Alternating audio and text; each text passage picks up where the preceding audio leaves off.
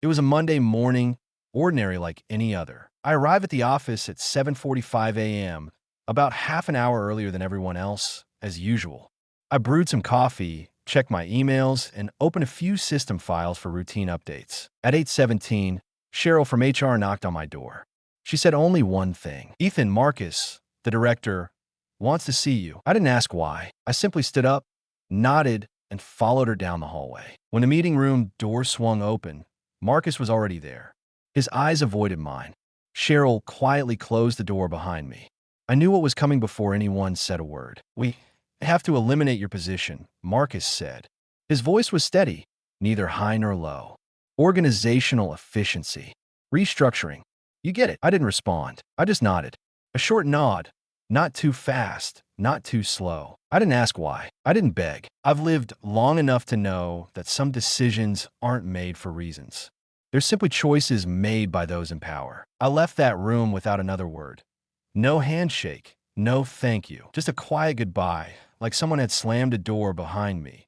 Silent, yet heavy enough to choke. Back at my desk, I began packing my things. No rush, no panic. I took down the family photo frame, the one from the apple orchard when Olivia was 7. Then, the lopsided ceramic mug my son had made me in high school. I never replaced it with a new one. And finally, the little cactus. Miraculously, it had survived 17 years under fluorescent office lights. No one around me said a thing, just a few stolen glances. Then they returned to their keyboards, typing furiously, as if busy. I didn't blame them. I had once been like them. Someone who remained silent when a coworker suddenly disappeared. In the workplace, compassion often takes a back seat to survival. Bethany from marketing was the only one who approached me. "Ethan, I just heard. This is ridiculous. You've been here for almost 2 decades. I looked at her and gave a small smile. "It's okay, Bethany. The company's changing direction." She wanted to say more. Her voice trembled, but I gently shook my head. "Really?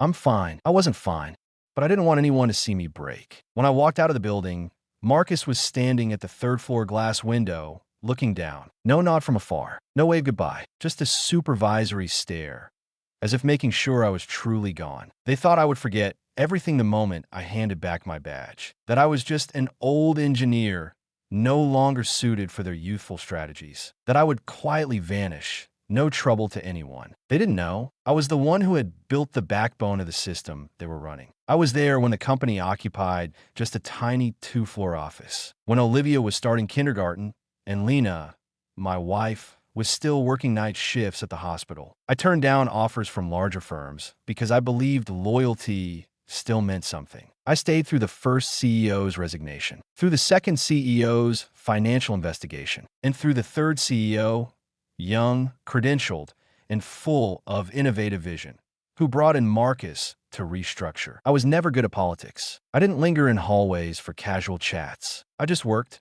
fixed crashes, secured data, and wrote code that the new team still cannot fully decipher. I wasn't surprised they chose to cut me, because people like me, steady, honest, and quiet, don't fit into flashy new strategies. That day, I returned home earlier than usual. No traffic horns, no deadlines, just silence. Lena looked at me, placed a hand on my shoulder, and didn't ask a thing. After 19 years of marriage, she knew.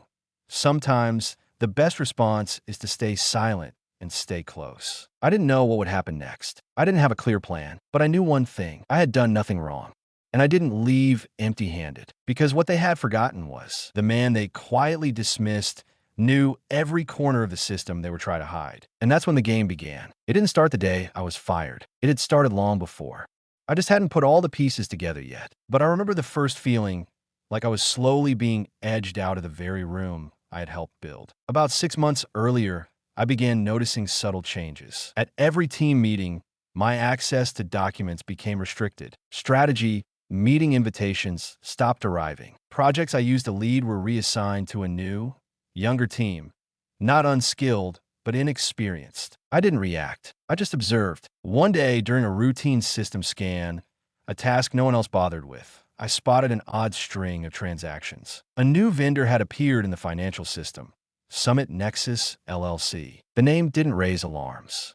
However, the listed address led to a UPS store in another state. I didn't say a word. I simply backed up the transactions, noted the dates, times, and approvers, and saved them to a private drive. I designed the company's internal security monitoring system, and I knew how to use it. At first, the payments were small, just a few $1,000s. But over time, they grew, month after month, as steady as clockwork. Something wasn't right. I looked up Summit Nexus's business license.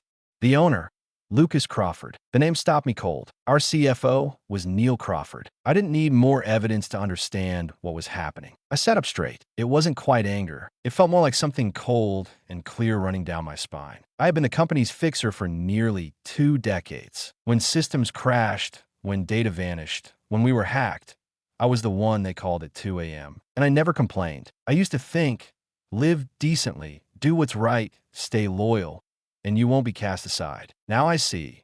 What unsettles people most is that you know exactly how the system works. A few months earlier, Marcus had brought in a tech consultant named Caleb Morris. Poliched suits, smustalker, a grimmingstan for résumé. I had no personal issue with him, but I noticed how they whispered behind closed doors when I passed by. I was being phased out, politely but firmly. I continued doing my job.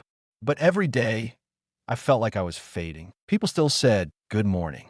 But no one asked me to review systems, check patches, or predict bugs anymore. I had been the gatekeeper. Now the gates were being locked from the inside. Lena noticed the shift. One night, sitting on the porch, she poured me a beer and asked, "You've been quieter lately. Something wrong at work?" I stared at my glass, then shook my head. "Just some changes. I've seen waves like this before." She didn't press. We've been together nearly 20 years. She knows. Silence sometimes means someone is preparing for something big. One day, I found an internal memo announcing a full IT department restructuring. It hadn't been sent to my inbox. I stumbled across it in the system. The new department head, Caleb Morris. My name wasn't even on the new org chart. That same day, I noticed the suspicious transactions were spiking exponentially. That's when I knew for certain. I wasn't being sidelined because I was irrelevant. I was being removed because I stood directly in the way. I began building a file. Every payment, every approver, proof that Neil had expanded financial system access at the time the transactions began. And most crucially, the connection between the vendor, Lucas, and the CFO, Neil. I had learned one rule long ago. You don't always have to act immediately.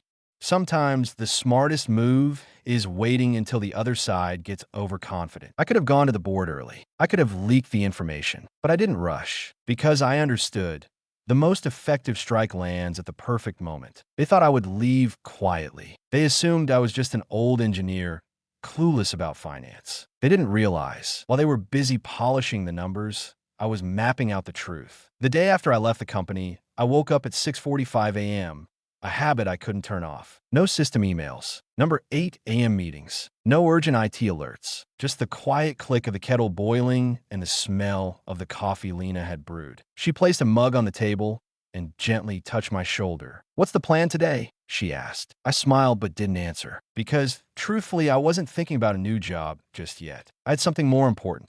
Ensuring that the truth didn't get buried with my employee badge. I pulled a USB drive from my drawer, one of several backups I'd made years ago when I built the internal monitoring system. Back then, legal had asked me to develop a module to track data leak risks.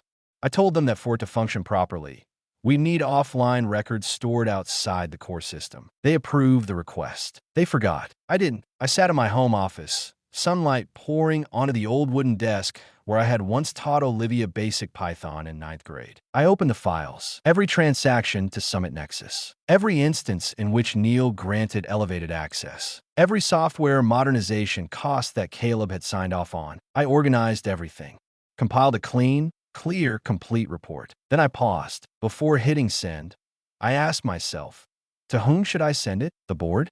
Perhaps. But I knew the company's culture too well. If a recently terminated employee sent a warning, they would dismiss it as bitter retaliation. I needed more than just a warning. I needed a strategy, a move timed precisely. I remembered an old email account we used years ago for internal security testing. It looked like an internal address, but sat outside the main control infrastructure. I logged in, still active. Wednesday, the day of the quarterly finance meeting, would be ideal. I didn't need to bring the house down. I only needed to drop a stone into the right pond and watch the ripple spread. At 9:15 a.m. that morning, I parked a few blocks away from the company's headquarters. On the passenger seat sat my personal laptop, fully charged and completely detached from the company's internal systems. I typed a short message to Marcus. Subject: financial irregularities. Urgent review needed. Body: I've identified a series of transactions tied to Summit Nexus LLC that show unusual overlap with recent tech budget allocations. Attached is a preliminary analysis. I'm submitting this in the interest of protecting the company's financial integrity. I didn't mention Neil, didn't name Lucas, his brother-in-law, didn't call out Caleb. I wanted to see who would flinch first. At 9:45, my phone rang. Marcus's number. I didn't answer. A minute later, a voicemail. Ethan, I saw the email. We need to talk. Immediately. Please call me back. This is urgent. I didn't return the call. Instead, I opened my browser, ordered a hot coffee at the nearby cafe, and waited. By 10:30, a new email arrived from Cheryl in HR. We've received your information regarding financial concerns. Please be advised that per your termination policy, all internal documentation must remain confidential.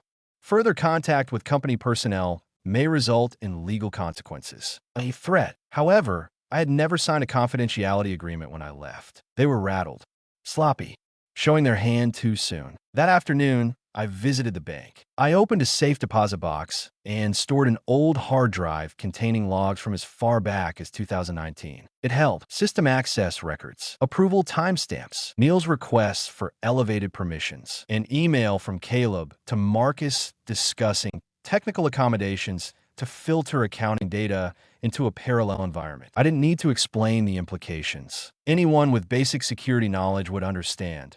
A dual-layer financial system designed to quietly siphon funds. Later that day, I received a text from May, the intern I had mentored. Ethan, what's going on? They're saying you sent an accusation email. Caleb just called an emergency meeting. IT's panicking. I replied simply, stay out of it. Just watch. At 3 p.m., my home landline rang. Odd, considering almost no one uses it anymore. I picked up. Ethan, it's Neil. I think we should talk. I said nothing. There might be a misunderstanding. If you have concerns, you should submit them to the board through the proper channels. I interrupted him. And what if I already have? A pause. Then he continued. I believe we can resolve this quietly. Some support, a reference letter, even a generous severance extension. You call that support? Or bribe? You're making a serious mistake. I gave a quiet laugh. If I were you, I'd start drafting your statement. Then I hung up. 10 minutes later, another email from Cheryl arrived. This time, it contained an offer for double severance, contingent upon signing a permanent non-disclosure agreement. They still believed I was just an angry former employee fishing for a payout. They didn't realize I didn't want anything except the truth brought to light. Thursday, clear skies, no wind. I woke up before dawn, not from anxiety, but from certainty. The report was complete. All files were encrypted, backed up across secure, independent platforms, and scheduled to auto-send to the entire board at 8 a.m. I didn't need to sit at my desk. They would receive everything, whether I was there or not. I sat on the porch with a hot coffee, looking out at the quiet neighborhood where Lena and I had lived for 20 peaceful years. At 8 o'clock, a notification pinged on my phone. Delivery confirmed. Just 3 lines of text. No explosions. No noise. But I knew that was the moment their system began to crack. 8:17 a.m. First call from an unknown number. I didn't answer. 8:25 a.m.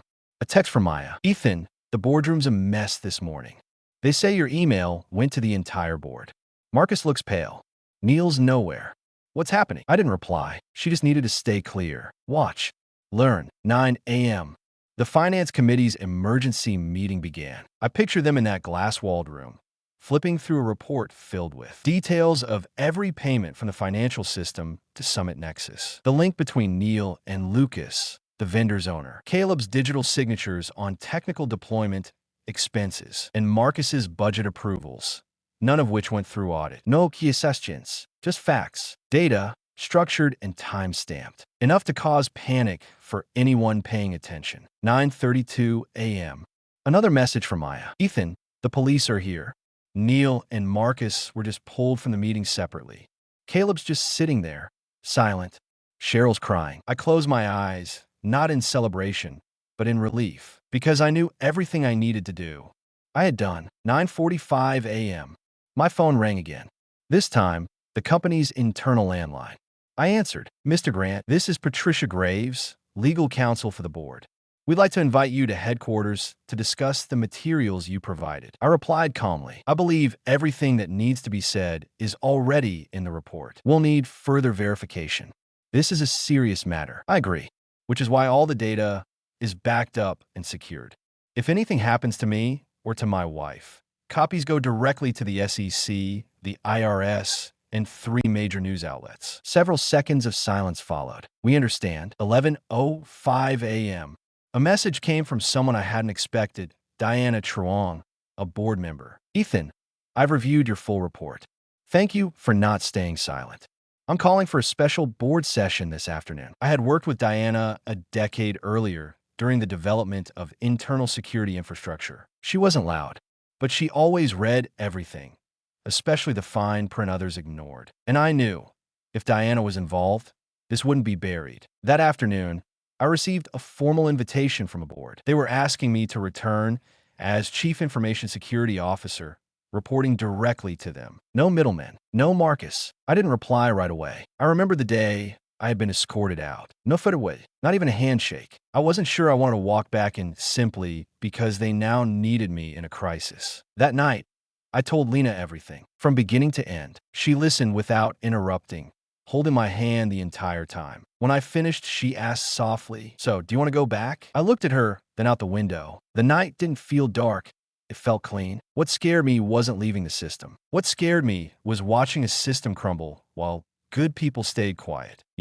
I said, what I couldn't walk away from wasn't pride. It's the fact that people like Maya, like you, like our kids, deserve a world where someone speaks up when something is wrong. The next day, I set my terms. Full control over information security, an independent budget, no finance department oversight, veto authority on any tech decisions with flag vulnerabilities, direct reporting to the board, bypassing the CEO. I knew the demands weren't modest, but trust, once broken, doesn't come cheap. By noon, the board agreed, in writing. I didn't celebrate, didn't post about it, didn't say I told you so. I simply walked into the company, no longer as the forgotten veteran engineer, but as the person responsible for ensuring this never happened again. 6 months later, I sat in a new office. In the corner stood an old bookshelf I had built by hand. Next to it, the family photo.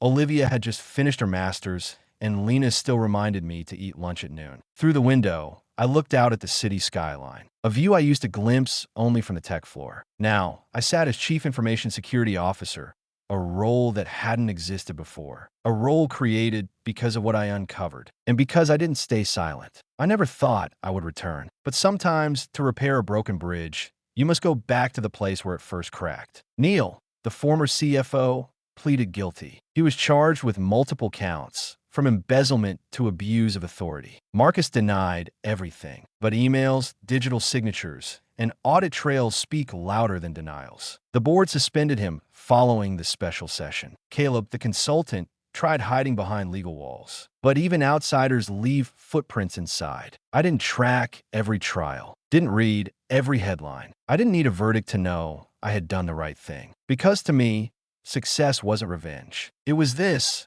a system starting to run clean again, where people like Maya were recognized for their skills, not their connections, where no one had to lower their head and stay silent when something felt wrong. I didn't take over all of IT again. I handed the department over to Maya, a mentee I had trained for 3 years. I trusted her, not just because she was capable, but because she still believed this work was worth protecting. One Wednesday afternoon, Lena stopped by my office. I was reviewing login patterns, a tech habit I never quite let go. She leaned against the doorframe, smiling. "Time's up. What do you want for dinner?" I looked up and saw that same smile, the one that had kept me steady on my darkest days. I stood and grabbed my coat. "Anything," I said, "as long as it's with you." We walked down the quiet street behind the company. Passers-by didn't notice me, probably because I had never drawn much attention, and because I never wanted to be above anyone else. I just wanted to do the right thing. At our usual diner, my phone buzzed. A message from Diana Truong. Next year's security budget approved in full. No questions. No debate.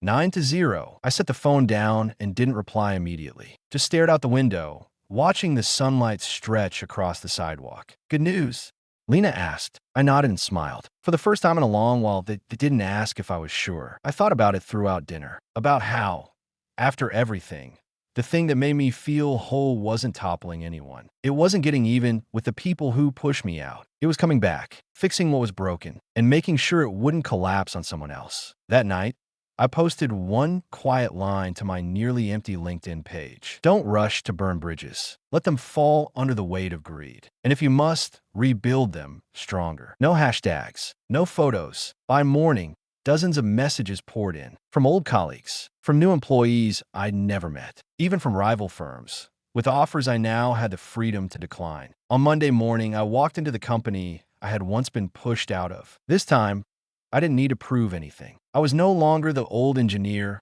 they had overlooked. I was the one holding the system they all trusted. And I understood now. Trust isn't earned through loud declarations. It's earned through steady, timely, grounded silence. The day I was let go, I didn't fight back, but I didn't give up. And perhaps that's the only reason I'm sitting here now. Not as a winner, but as someone still whole. In life, there will be times you are pushed aside, not because you are lesser, but because you don't fit the scheme. Times when you're underestimated, because you're quiet, honest, steady, because you don't talk loud, chase trends, or play politics. But if you hold your principles, keep your code clean, both in the system and in yourself, then one day, when everything collapses, they'll look around and see you're the one still standing true. I'm not happy in a simple way, but I'm content because I rebuilt a bridge that had fallen. And this time, I know it won't break under greed again.